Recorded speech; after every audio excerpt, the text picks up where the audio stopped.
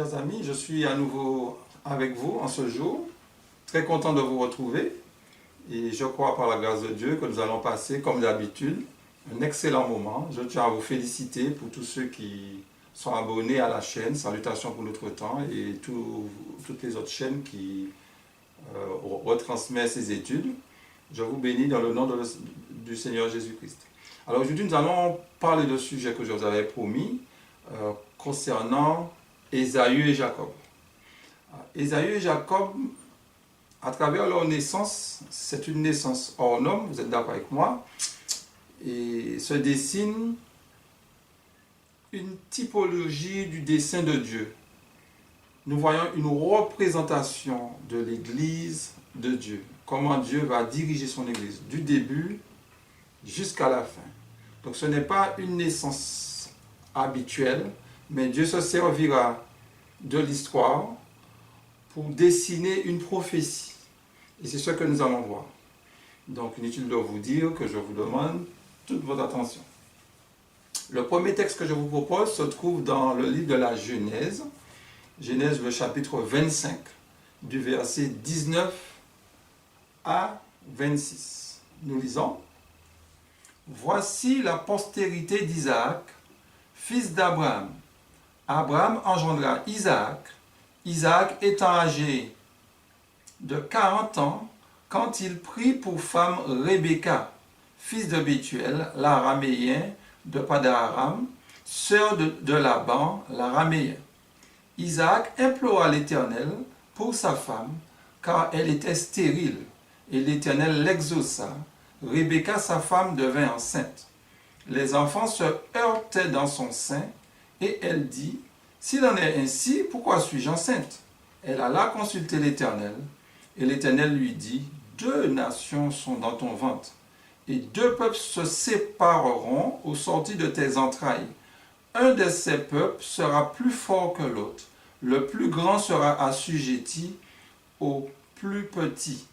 Les jours où elle devait accoucher accomplirent, et voici, il avait deux jumeaux dans son ventre.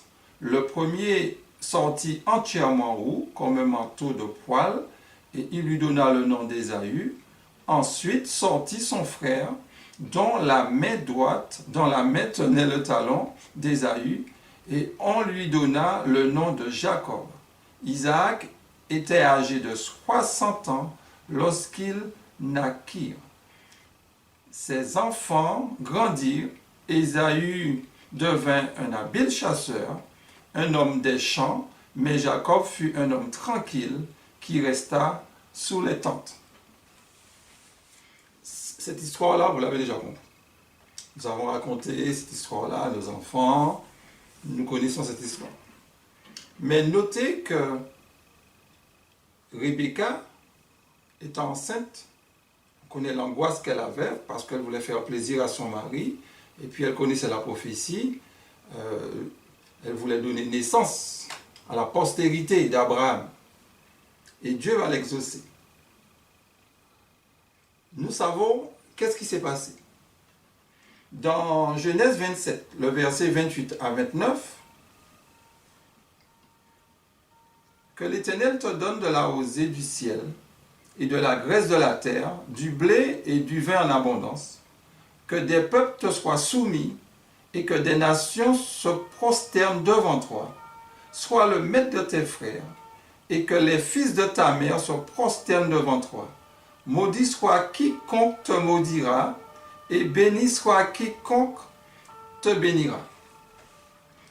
Notez une chose, le droit d'aînesse était réservé à Ésaü. Et Jacob, normalement, ne devait pas avoir le droit d'aînesse.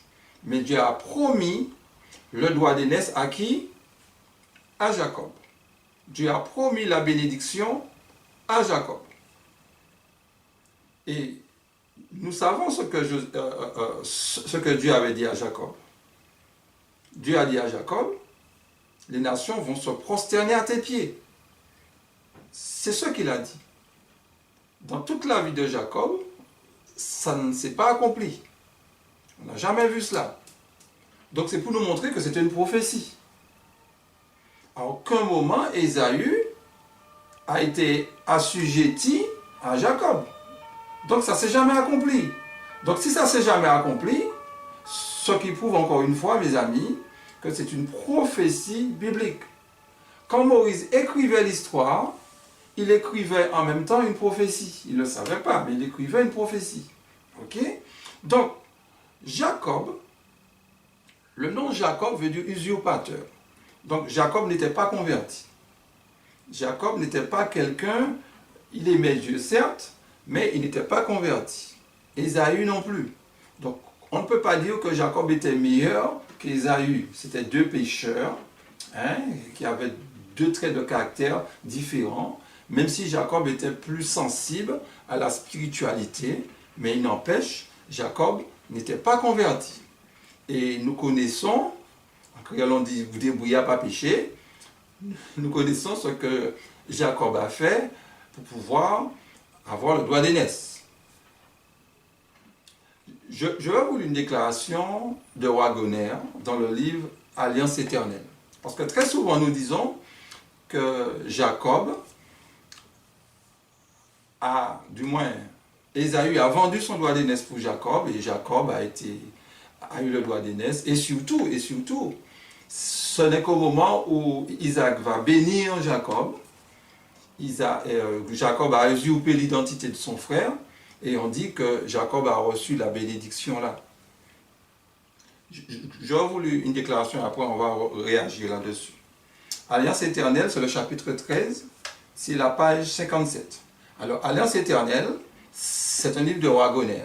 Alors, comme je vous ai dit, en 1888, Dieu a envoyé ce messager-là, John C. Wagoner, ces messagers. Donc, je me sers de cet extrait de livre. Mais vous verrez que cet extrait de livre ne m'est pas indispensable, mais ça va quand même m'ouvrir la voie pour pouvoir vous expliquer quelque chose. Alors, je cite la déclaration. Jacob avait acheté à Ésaü son droit d'aînesse pour une assiette de nourriture, et par la fraude, il avait obtenu de son père la bénédiction de la primogéniture. Mais ce ne sont pas par de telles méthodes que l'héritage que Dieu a promis à Abraham et à sa descendance s'obtient. Il fut assuré à Abraham au moyen de la foi, et personne ne peut espérer l'obtenir par la tromperie ou par la force. Aucun mensonge ne provient de la vérité. 1 Jean 2, le verset 21. La vérité ne peut jamais être servie par la fausseté. L'héritage promis à Abraham et à sa descendance était un héritage de justice. Il ne pouvait donc pas être obtenu par aucune injustice. Les biens terrestres sont souvent obtenus et entretenus par la fraude, mais il n'en a pas ainsi de l'héritage céleste. La seule chose que Jacob obtint par sa subtilité et sa tromperie fut de faire de son frère un éternel ennemi. Il fut exilé de la maison de son père pendant plus de 20 ans. De plus, il ne revit jamais plus sa mère. Mes amis, Jacob va troquer. Jacob va tromper son frère. Jacob va usurper l'identité de son frère. Jacob va tromper en d'autres termes son papa aussi, Isaac.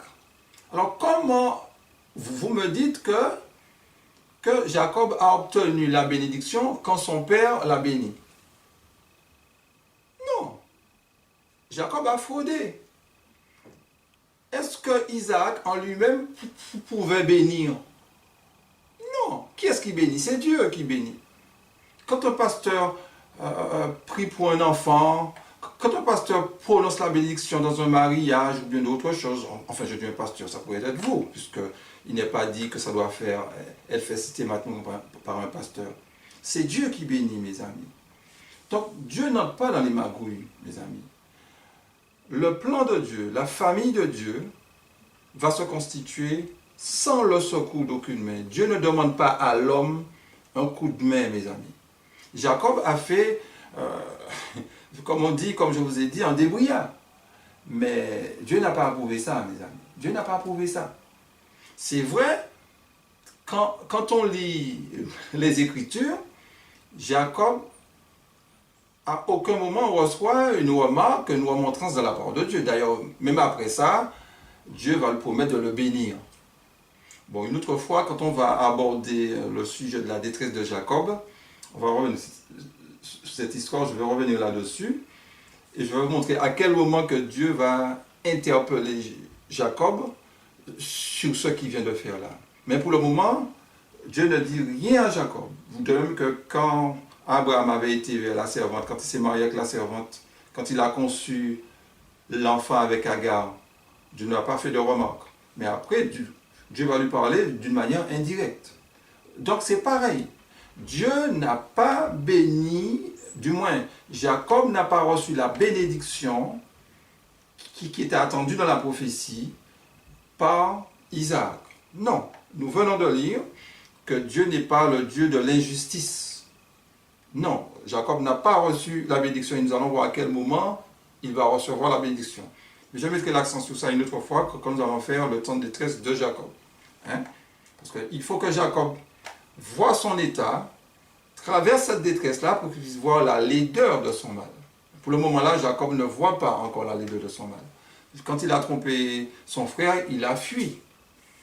Et puis, sans faire le procès d'Isaac, Isaac connaissait la prophétie, il aurait dû faire les choses comme Dieu avait dit. Bon, bref, on ne va pas entrer dedans.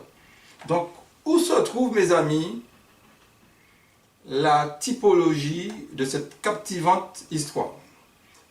Nous allons prendre Galates chapitre 4, le verset 22 à 31. Car il est écrit qu'Abraham eut deux fils, un de la femme esclave et un de la femme libre. Mais celui de l'esclave naquit selon la chair, et celui de la femme libre naquit en vertu de la promesse. Ces choses sont allégoriques, car ces femmes sont deux alliances. L'une du mont Sinaï, enfantant pour la servitude, c'est Agar. Car Agar, c'est le mont Sinaï en Arabie, et elle correspond à la Jérusalem actuelle qui est dans la servitude avec ses enfants. Mais la Jérusalem d'en haut est libre, c'est notre mère. Car il est écrit, réjouis-toi stérile, toi qui n'enfantes point, éclate et pousse des cris de joie, toi qui n'as pas éprouvé les douleurs de l'enfantement. Car les enfants de la délaissée ne seront plus nombreux que les enfants de celles qui étaient mariées. Pour vous, frères, comme Isaac, vous êtes enfants de la promesse.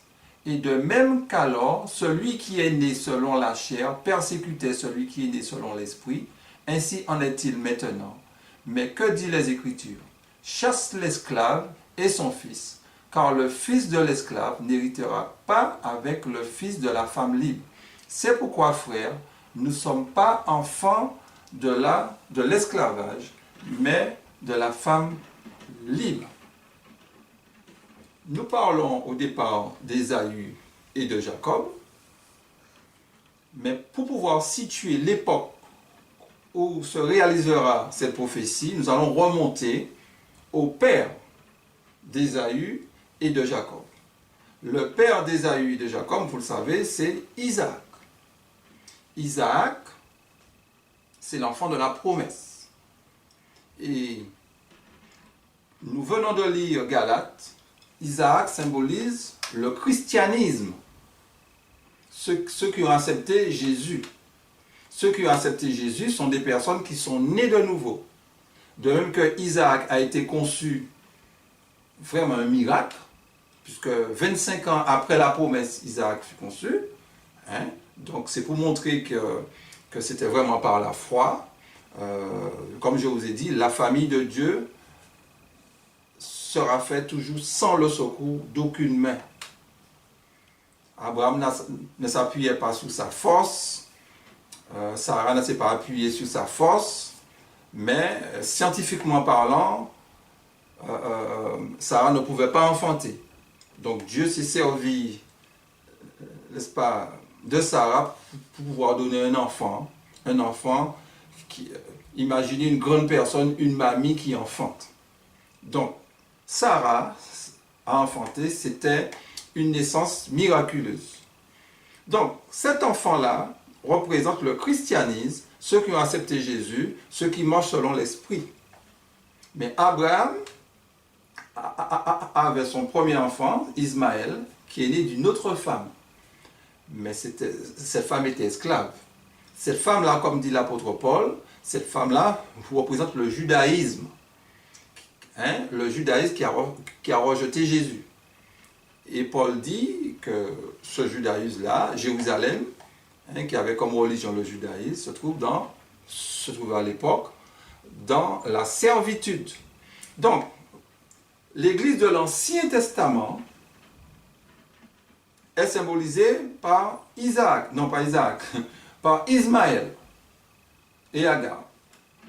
Et l'Église dans le Nouveau Testament, symbolisée par, comment il s'appelle, Sarah et Isaac. Ok?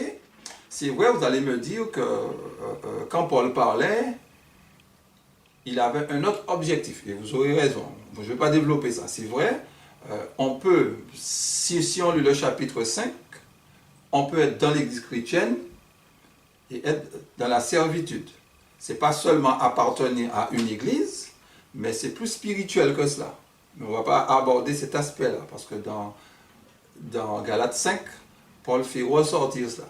Mais reconnaissez quand même avec moi, s'il faut s'appuyer que sur Galates 4, le christianisme, c'est Isaac, et le judaïsme, c'est Ismaël. Ok? Bien. On va poursuivre. Et j'insiste quand même, le chrétien, c'est quelqu'un qui est né de nouveau. Le chrétien est dirigé par l'Esprit de Dieu.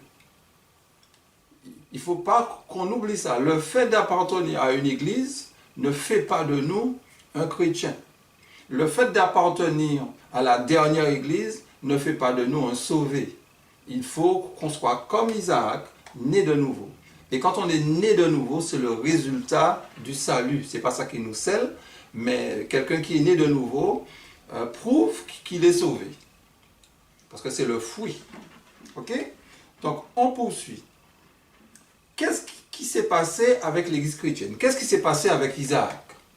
Isaac, à un moment donné, avec l'église chrétienne, dans 2 Thessaloniciens, le chapitre 2, le verset 3 à 4, voilà ce qui est dit. Que personne ne vous séduise d'aucune manière, car il faut que l'apostasie soit arrivée auparavant et qu'on ait vu paraître l'homme du péché et le fils de la perdition, l'adversaire qui s'élève au-dessus de tout ce qu'on appelle Dieu ou de ce qu'on adore jusqu'à s'asseoir dans le temple de Dieu, se proclamant lui-même Dieu. Quand on lit depuis le verset 1, vous verrez qu'on parlait du retour de notre Sauveur Jésus-Christ, Seigneur Jésus-Christ. Mais Paul dit, avant que Jésus ne revienne, il faut que l'apostasie soit arrivée auparavant. Vous savez, les chrétiens attendaient tous le retour de Jésus. Ils guettaient même le retour de Jésus. Mais là, qu'est-ce qu'on constate? Paul dit, avant que Jésus ne revienne, il faudrait qu'il y ait une apostasie. Paul ne parlait pas de l'apostasie du monde, parce que le monde était déjà apostat. Le seul endroit qui était saint, c'est l'Église. Donc Paul annonçait l'apostasie de l'Église chrétienne. L'Église que l'on découvre dans Galates, cette Église-là, elle a apostasie.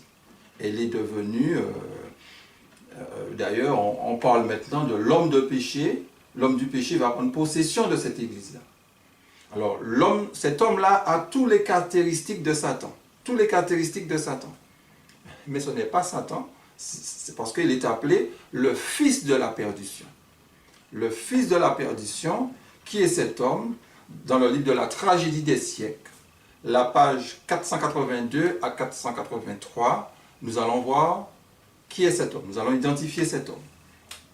Je cite, « C'est l'apostasie qui amena la primitive Église à rechercher l'appui du gouvernement et prépara la voie à la papauté, c'est-à-dire à la bête.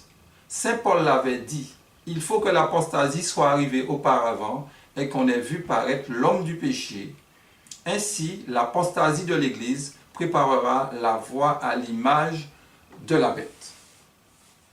Chers amis, qu'est-ce qu'on nous dit là?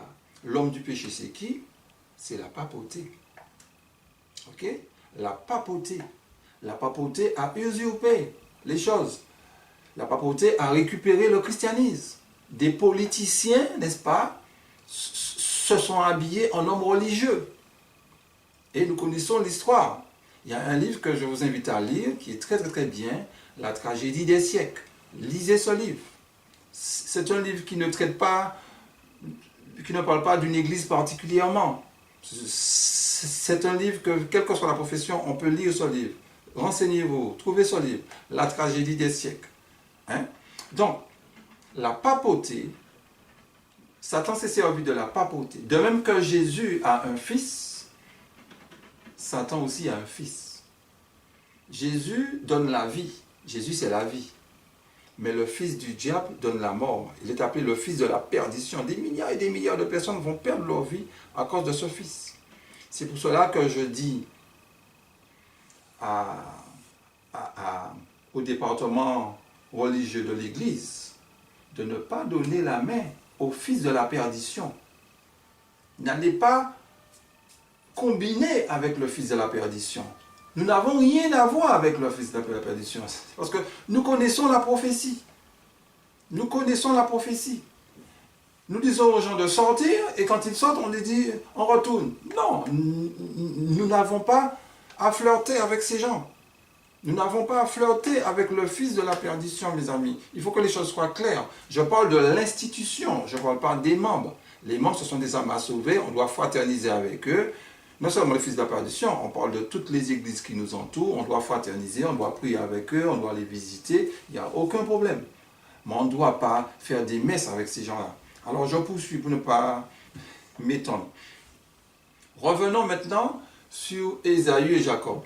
Parce que Isaac a apostasié. On ne parle plus d'Isaac, parce qu'on a vu, Isaac c'est l'église chrétienne. L'église chrétienne a apostasié. Donc, quand on parle d'Ésaü et de Jacob, c'est toujours l'église chrétienne, mais au temps de la fin. Parce que le début de l'église chrétienne, c'est qui? C'est Isaac.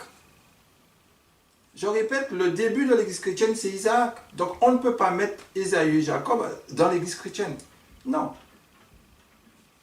Jacob est venu. Jacob, c'est la postérité d'Isaac. Donc, Jacob et Ésaü concernent le temps de la fin. Donc, Ésaü et Jacob, c'est une histoire qui va s'accomplir au temps de la fin. Je vais vous lire une déclaration dans Genèse, on reprend Genèse 25, le verset 24 à 26. Genèse 25, 24 à 26. Les jours où elle devait accoucher s'accomplirent, et voici, il y avait 2 jumeaux dans son ventre. Le premier sortit entièrement roux, comme un manteau de poil, et on lui donna le nom d'Ésaü. Ensuite sortit son frère, dont la main tenait le talon d'Ésaü, et on lui donna le nom de Jacob. Isaac étant âgé de 60 ans lorsqu'ils naquirent. Qu'est-ce qui sort avant? Ésaü. Il sort poilu. Donc c'était lui qui avait le droit d'aînesse. C'est de lui que devait sortir, voir le Messie, devaient sortir les princes, devaient sortir les tribus. Donc ce n'est pas rien. C'est de lui que devait sortir. Mais qu'est-ce qu'il a fait? Il a renié, il a vendu. Il n'a pas donné gloire à Dieu convenablement, alors que la prophétie l'avait déjà dit aussi. Donc tout ça pour nous dire quoi, mes amis? Tout ça pour nous dire que Ésaü représente un type de leader, de leadership, des dirigeants, le corps pastoral. Et Jacob représente une autre classe de personnes, une autre classe de personnes qui n'étaient pas au départ appelées, n'est-ce pas, à diriger. Donc, nous allons voir cela au fur et à mesure. Donc, il nous faut bien comprendre que l'histoire d'Ésaü va s'accomplir va concerner l'église de Laodicée, la dernière église. Il n'y a pas d'autre église à part l'église de Laodicée, l'église qui proclame le jugement de Dieu. Donc, Ésaü et Jacob, Ésaü, c'est lui que l'on retrouve dans Apocalypse chapitre 14, n'est-ce pas? Apocalypse chapitre 3, le verset 14. Écrit à l'ange de l'église de Laodicée. C'est ce qui est écrit. Et l'ange de l'église, Conquérant Pacifique, page 521 ou bien 31, j'ai un truc de mémoire, parce que ça me vient de la tête là, symbolise, 521, symbolise le corps pastoral. Pour vous montrer que le temps de détresse de Jacob, du moins l'histoire de Jacob, concerne notre mouvement, la dernière église, nous allons lire Jérémie 30. Jérémie le chapitre 30. Jérémie le chapitre 30, du verset 5 à 8. Ainsi parle l'Éternel, nous entendons des cris d'effroi, c'est l'épouvante, ce n'est pas la paix. Informez-vous et regardez si un mal enfante. Pourquoi vois-je tous les hommes les mains sur le rein, comme une femme en travail? Pourquoi tous les visages sont-ils devenus pâles? Malheur, car ce jour est grand, il n'y a point eu de semblable. C'est un temps d'angoisse pour Jacob, mais il en sera délivré. En ce jour-là, dit l'Éternel des armées, je briserai de son jour, de ton cou, je romprai tes liens et des étrangers ne t'assisteront plus. Alors, ce chapitre-là, une autre fois, on va revenir dessus. Mais on va prendre certains versets dedans, certains mots même dedans. Parce qu'il y a des choses que je ne dirai pas. D'abord, Jérémie entend des cris, des gens qui crient. Non pas des gens qui s'amusent, mais des gens qui ont peur. Imaginez-vous la scène. Et il nous dit, informez-vous et regardez si un mal enfante. On n'a jamais vu un homme qui a enfanté. Donc on peut dire, mais non, un homme n'enfante pas. Et on a raison de le dire. Alors si on dit non, il nous dit, pourquoi vois-je tous les hommes les mains sur le rein, n'est-ce pas, comme une femme en travail? On a déjà vu une femme sur le point d'accoucher, elle panique, elle est stressée, elle n'est pas bien. Donc Jérémie, dans une vision, voit, n'est-ce pas, les hommes, n'est-ce pas, affolés, comme une femme sur le point d'accoucher. Et il voit tous les visages, il pose la question, pourquoi tous les visages sont-ils devenus pâles? Pourquoi ça? Et il continue, le verset 7, « Malheur, car ce jour est grand. » Le jour où tous les visages vont pâlir, ce jour est grand. Malheur, c'est un jour de malheur, mais c'est un jour aussi où ce jour-là sera grand.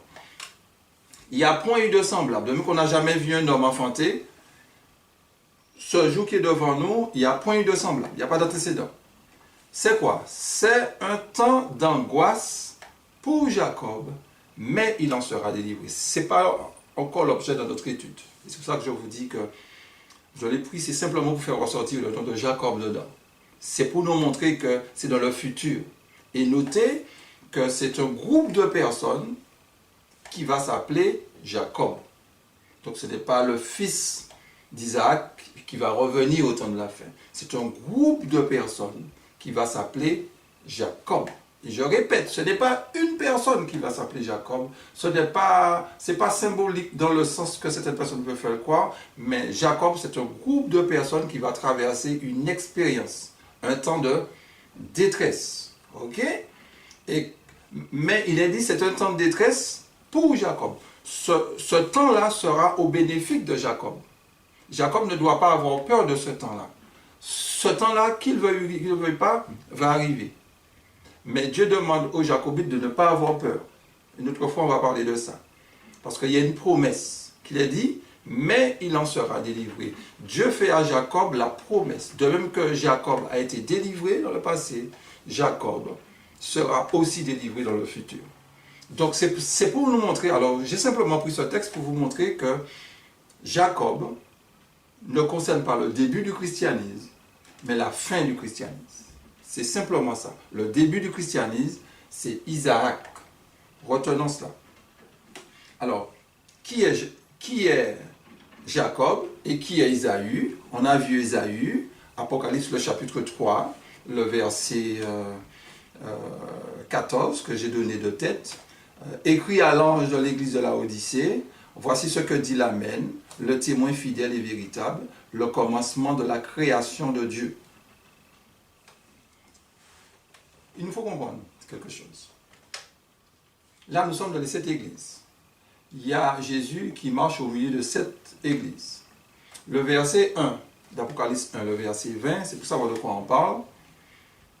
Il est dit, le mystère des 7 étoiles que tu as vu dans ma main droite et des 7 chandeliers d'or.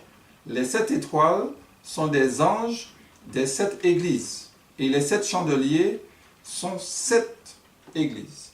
Donc, Jésus qui marche au milieu des 7 églises, les 7 églises symbolisent l'église chrétienne à différentes périodes de l'histoire. Hein. Ça part depuis l'église chrétienne jusqu'à la dernière. Ok? Donc, Jésus a dans sa main 7 étoiles. Donc, il marche au milieu des chandeliers. Les chandeliers symbolisent les églises, on a vu. Et les étoiles symbolisent quoi? Les anges. Mais quand on lit les lettres adressées aux anges de l'église, on constate que ce ne sont pas des anges littéraux. Ce sont des anges symboliques. Parce que Dieu demande, par exemple, au premier ange, Éphèse, l'ange d'Éphèse, repens-toi. À ce moment-là, Satan était déjà banni du ciel, l'affaire était déjà classée pour lui, donc Dieu ne demandait pas à des anges déçus de se repentir. Donc Dieu parlait aux dirigeants. Alors, quand on parle des anges, c'est pour nous montrer la proximité avec le ciel, c'est un message céleste. Hein, ce sont des gens que Dieu a mis pour pouvoir instruire l'Église, ce sont des gens qui sont nés de nouveau, que Dieu a mis pour pouvoir instruire l'Église. Mais malheureusement, ces anges-là, Dieu leur fait des reproches. Donc, écrit à l'ange de l'Église adventiste, c'est pas ça, à l'ange de l'Église Laodicée, je me suis trompé, mais ça veut tout dire, parce que dans Témoignage pour l'Église, le volume 1, la page 374, il est dit que ce message s'adresse à l'Église adventiste. Ok? Donc, ce que je dis, je n'ai pas dit une bêtise. Mais dans Conquérant Pacifique, la page 521, j'ai donné la citation tout à l'heure là, et le chapitre 57, pour ceux qui ont l'électronique, voilà ce qui est dit. Voici ce que dit celui qui tient les 7 étoiles dans sa main droite.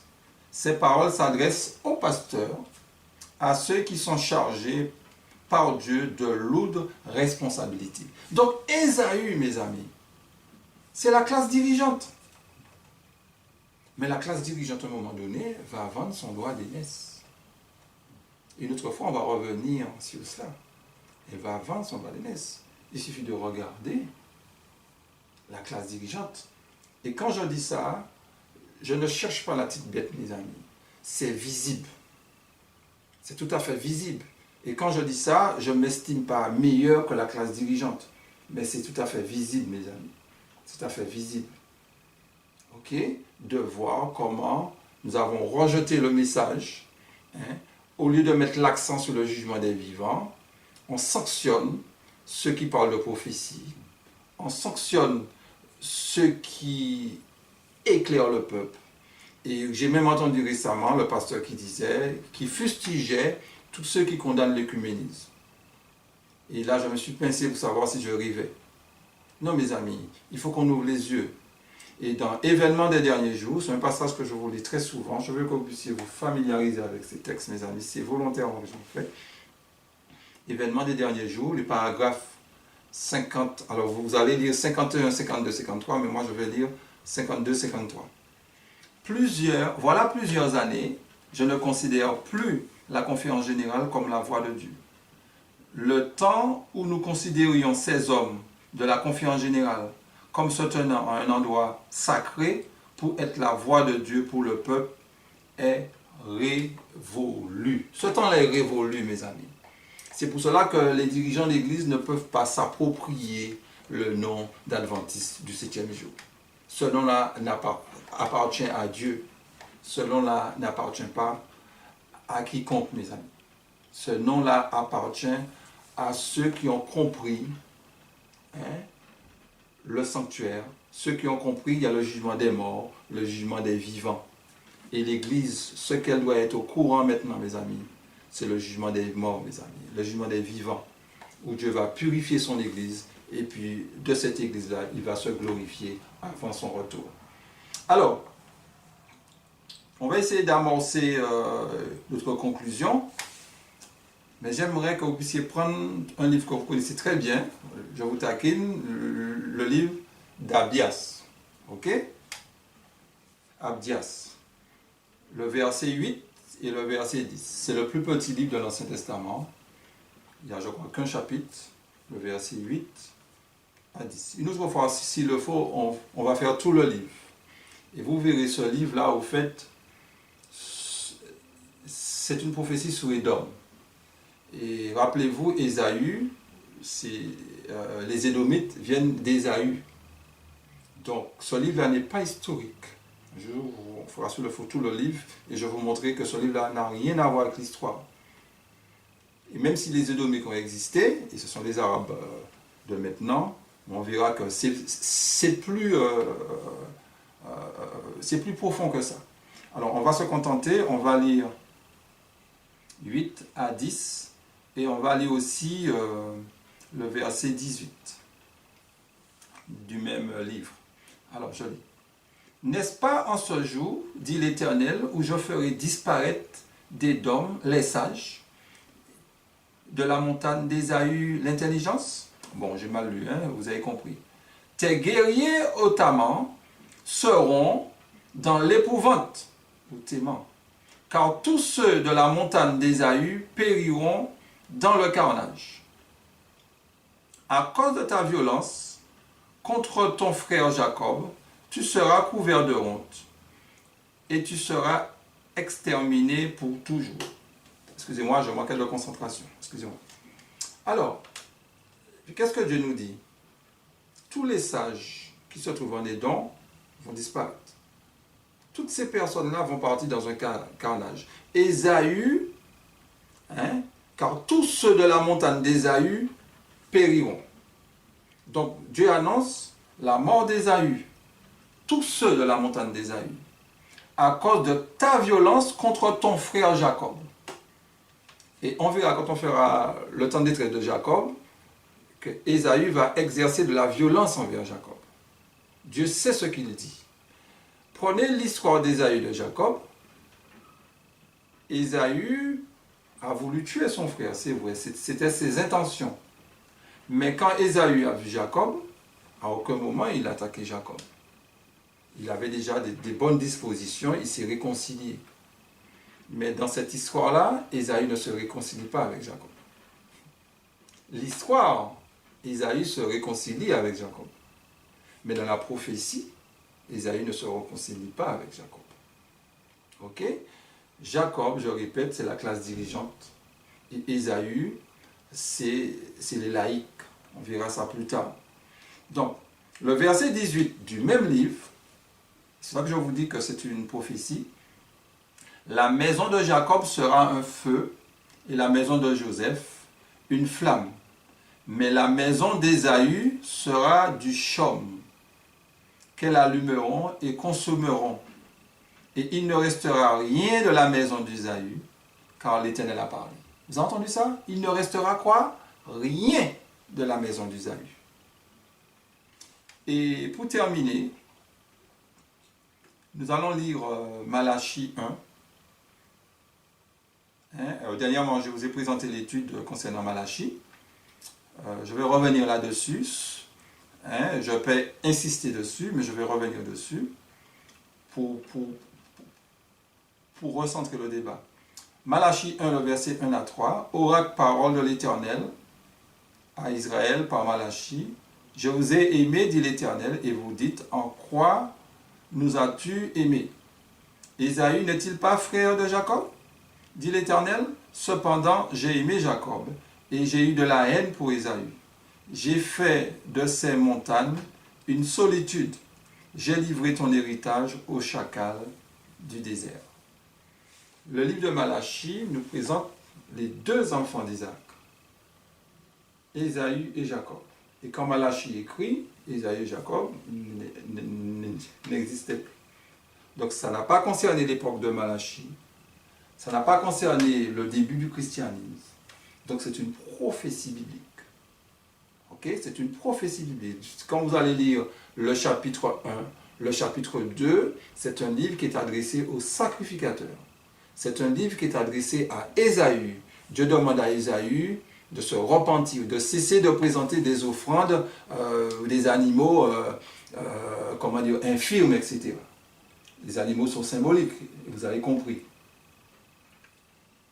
Chers amis, il nous faut être conscients de cela. Quand vous êtes dirigeant d'église, quand vous avez une responsabilité, les offrandes que vous devez présenter doivent être des offrandes de justice. Dans Malachie, le chapitre 3, le verset 1 à 6, on verra le dénouement. Qu'est-ce qui va se passer entre Jacob et Ésaü et comment Dieu va sanctionner Ésaü. Malachie 3, le verset 1 à 6, il est dit « Voici, j'enverrai mon messager, il préparera le chemin devant moi, et soudain entrera dans son temple le Seigneur que vous cherchez et le messager de l'alliance que vous désirez. Voici, il vient, dit l'Éternel des armées, qui pourra soutenir le jour de sa venue, qui restera debout quand il paraîtra. Il sera comme le feu du fondeur, comme la potasse des foulons. Il s'assiera, fondra et purifiera l'argent. Il purifiera les fils de Lévi. Il les épurera comme on épure l'or et l'argent. Et ils présenteront à l'Éternel des offrandes avec justice. Alors l'offrande de Juda et de Jérusalem sera agréable à l'Éternel, comme aux anciens jours, comme aux années d'autrefois. Je m'approcherai de vous pour le jugement, et je me hâterai de témoigner contre les enchanteurs et les adultères, contre ceux qui jurent faussement, contre ceux qui retiennent le salaire du mercenaire, qui oppriment la veuve et l'orphelin, qui font tort à l'étranger et ne me craignent pas, dit l'Éternel, car je suis l'Éternel, je ne change pas, et vous, enfants de Jacob, vous n'avez pas été consumés. Alors, je ne vais pas entrer dans toutes les explications parce que j'ai fait une vidéo dessus qui traite le messager de l'Alliance. Alors, pour ceux qui n'ont pas vu cette vidéo, allez voir. Okay? Mais notez que Dieu nous promet d'envoyer un messager. Ce messager doit préparer la venue de l'Éternel dans son temple. Et une fois l'Éternel sera dans son temple, qu'est-ce qu'il va faire? Il va purifier les fils de Lévi. Il va purifier les fils de Lévi. Lévi, c'est Lévi qui a le sacerdoce. C'est Ésaü. Donc il va purifier le corps pastoral. Ce qui veut dire que tous les pasteurs il y a des pasteurs qui seront sauvés, puisqu'il va purifier les fils de Lévi. Donc Dieu va faire un nettoyage là. Ok?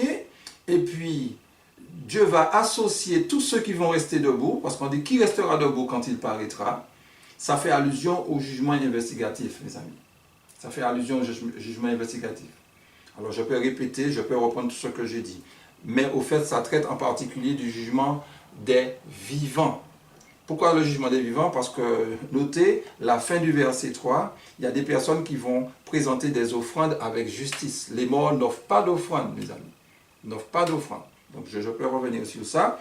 Et le verset 5 nous dit, je m'approcherai de vous pour le jugement. Donc, le chapitre 3 traite du jugement investigatif. Le chapitre 3 est une prophétie biblique. Et j'insiste là-dessus. Mais là où je vais attirer votre attention, c'est la fin du verset 6, pour ne pas dire le verset 6, car l'Éternel ne change pas, et vous, enfants de Jacob, vous n'avez pas été consumés. Notez, vous, enfants de Jacob, vous n'avez pas été consumés. Ce qui sous-entend, qui a été consumé, c'est Lévi. C'est Ésaü qui a été consumé.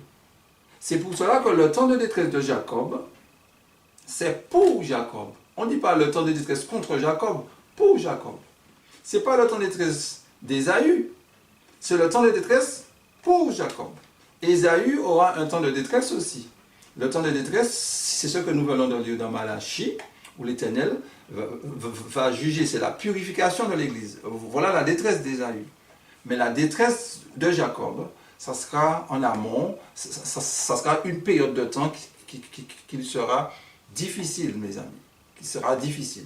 Donc, Ésaü et Jacob n'est pas une histoire comme ça qu'on raconte seulement aux enfants, mais Dieu a une histoire pour raconter aussi aux adultes, à vous et moi.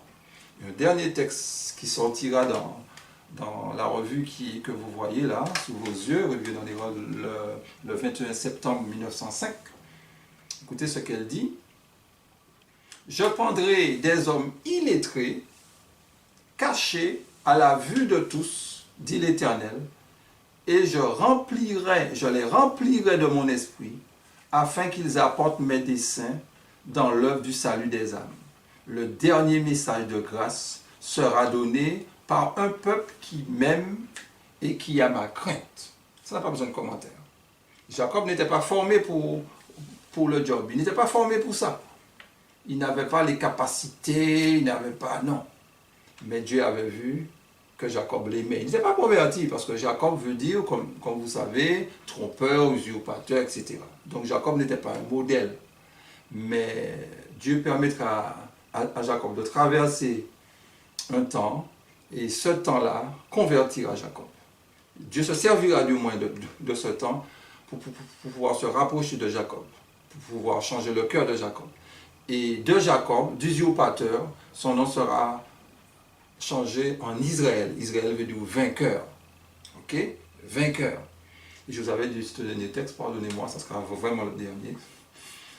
Isaïe 54, le verset 14 à 17. Regardez comme le verset est beau, ça valait le coup. Tu seras affermi par la justice, banni l'inquiétude, car tu n'auras rien à craindre, et la frayeur n'approchera pas de toi. Si l'on forme des complots, cela ne viendra pas de moi. Quiconque se liguera contre toi tombera sous ton pouvoir. Voici, j'ai créé l'ouvrier qui souffle le charbon au feu et qui fabrique une arme par son travail. Mais j'ai créé aussi le destructeur pour la briser. Toute arme forgée contre toi sera sans effet, et toute langue qui s'élèvera en justice contre toi, tu la condamneras. Tel est l'héritage des serviteurs de l'Éternel. Je reprends, tel est l'héritage des serviteurs de l'Éternel. Tel est le salut qui leur viendra de moi, dit l'Éternel. Mes amis, quand on dit toute langue qui s'élèvera en justice contre toi, même si on va légiférer des lois pour pouvoir mettre des lois contre les enfants de Dieu, Dieu promet à ses enfants, rien ne va t'arriver. Rien ne va t'arriver. Parce que là, tu seras vainqueur. Tu ne seras pas Jacob là. Tu ne seras pas Jacob. Il y aura cette mutation. Tu ne seras pas Jacob, tu seras Israélite. Tu seras Israël. Israël veut dire vainqueur. Tu seras vainqueur. C'est pour ça que je vous dis que l'image de la bête, n'est-ce pas? Il faut que l'Église soit purifiée. Il faut que l'Église soit débarrassée de l'ivraie d'Ésaü avant l'image de la bête. Ce n'est pas l'image de la bête qui va faire qu'Ésaü sorte. Non, mes amis. Tout cela doit se faire en amont, mes amis. Alors, résumons. L'histoire d'Ésaü et de Jacob, c'est une histoire. Quand Moïse écrivait l'histoire, Moïse a écrit en même temps la prophétie. C'est vrai, 25 siècles après, Moïse a écrit, quand il est venu en Égypte, libérer les Hébreux, il avait cette histoire-là, il avait ces manuscrits-là. Mais ces histoires-là nous concernent. Quand Moïse a dit à Jacob, les gens vont se prosterner devant toi, Jacob n'a jamais vu ça. Mais quand vous lisez Isaïe 54, vous voyez que cela va s'accomplir. Quand vous lisez Joël chapitre 2, vous verrez que cela va s'accomplir. Les 11 premiers versets. Quand vous lisez, quoi encore, j'en oublie, Ésaïe 66, etc., etc., toutes ces choses vont s'accomplir. Ésaïe 49. Ok? Ces prophéties-là vont s'accomplir. Donc, mes amis, Dieu veut sauver tout le monde. Dieu n'a pas créé Ésaü pour qu'Ésaü soit perdu. Non. Non, non, non, non, non, non, non, non, non, non. Mais Dieu, dans sa préscience, avait vu dans sa préscience, avait vu. Quand on a emmené Judas pour Jésus, pour faire partie des disciples, Jésus savait que Judas allait le trahir. Mais Jésus a tout fait pour que Judas soit sauvé. Jésus s'est appliqué avec Judas. Mais malheureusement, Judas l'a trahi. Donc, mes amis, il ne s'agit pas de fustiger le corps pastoral, mais il s'agit que nous, individuellement, quelle que soit la responsabilité que nous avons, Dieu maintenant nous envoie un message. Et tous les messages que je vous donne là ne viennent pas de moi. Tous les messages que je vous donne là, c'est ce message-là que l'Église a sanctionné. Mes amis, prenez votre temps. Même si vous ne comprenez pas tout, même si ce n'est pas toujours clair, même si, etc. Mais laissez Dieu vous convaincre. Analysez tous ces points, mes amis, parce que Dieu, il est bon. Dieu va se glorifier à travers son peuple. Puisse Dieu nous bénir, mes amis. Amen.